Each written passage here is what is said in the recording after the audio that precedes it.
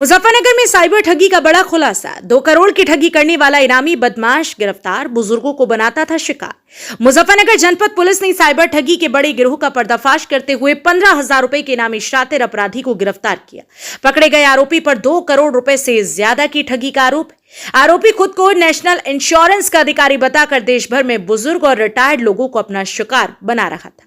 वरिष्ठ पुलिस अधीक्षक संजय कुमार वर्मा के निर्देशन में थाना साइबर क्राइम और एसओजी की टीम ने शेरनगर निवासी शौकीन को गिरफ्तार किया।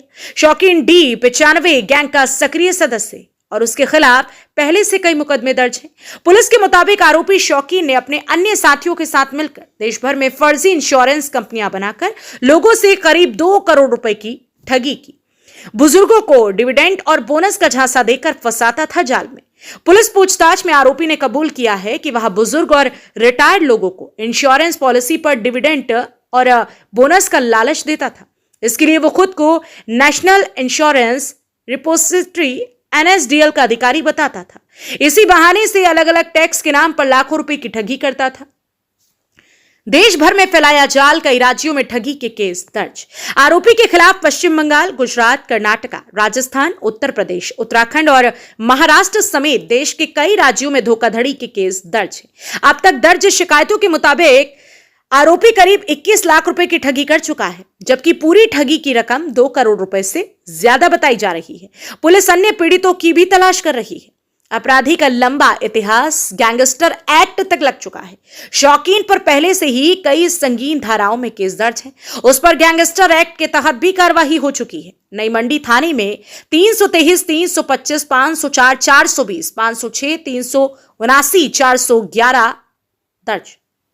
जनपद मुजफ्फरनगर से सचनामा हिंदी समाचार पत्र एवं डिजिटल मीडिया के लिए संवाददाता तनवीर मलिक की रिपोर्ट। ये साइबर थाने पर जो मुजफ्फरनगर में एक शौकीन नाम का लगभग 40 साल का एक व्यक्ति गिरफ्तार किया गया, जो D95 गैंग है हमारे यहाँ, उसका सक्रिय सदस्य है तथा इस पर इनाम भी चल रहा था। ये पकड़ा गया है और इससे जब पूछताछ की जाती है, इसका वांछित भी चल रहा था। एक मुकदमा दर्ज हुआ था जनवरी के महीने में थाना साइबर क्राइम थाने पर, जिसमें 18,57,000 रुपये का फ्रॉड हुआ था। इंश्योरेंस में जो पैसा मैच्योरिटी हो जाता है उसके नाम पर इन लोगों ने 3 लोग इसमें बात करके कंज्यूमर को कंफर्म करके कन्विंस करके अपने अकाउंट में ये बताते हुए कि आपका 17 लाख मैच्योरिटी का नहीं है बल्कि 68 लाख रुपए आपके खाते में जमा हुआ है, लेकिन उसका इनकम टैक्स के नाम पे, सेस के नाम पे और कुछ टैक्सेस के नाम पे लगभग 17 लाख से ऊपर उसका जो है अपने अकाउंट्स में, विभिन्न अकाउंट्स में डलवा लिए थे, जो कि मैसूर है, पुणे है, आप देखोगे वेस्ट बंगाल है, प्रयागराज है। इस प्रकार के 7 अकाउंट्स में पैसे इन्होंने विभिन्न प्रकार के अलग अलग अमाउंट्स में डलवा लिए थे।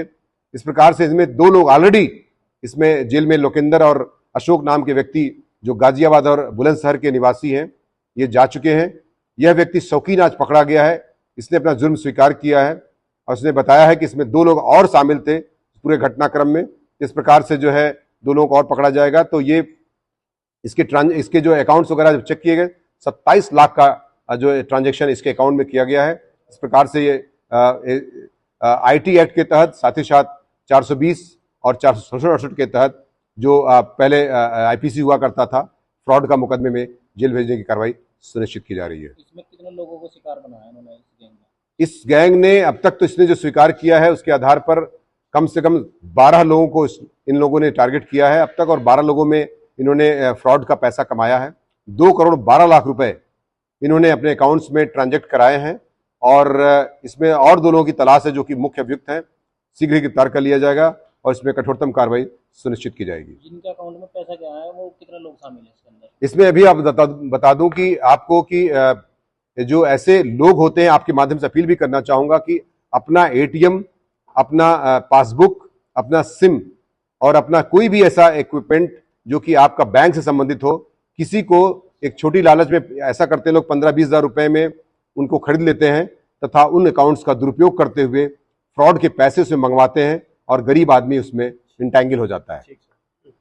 बहरहाल आपका इस खबर को लेकर क्या कुछ कहना है, अपनी राय कमेंट में जरूर बताएं। बाकी देश दुनिया की बड़ी खबरों के लिए देखते रहे आपका अपना पसंदीदा चैनल सचनामा न्यूज, हिंदी समाचार पत्र एवं डिजिटल मीडिया।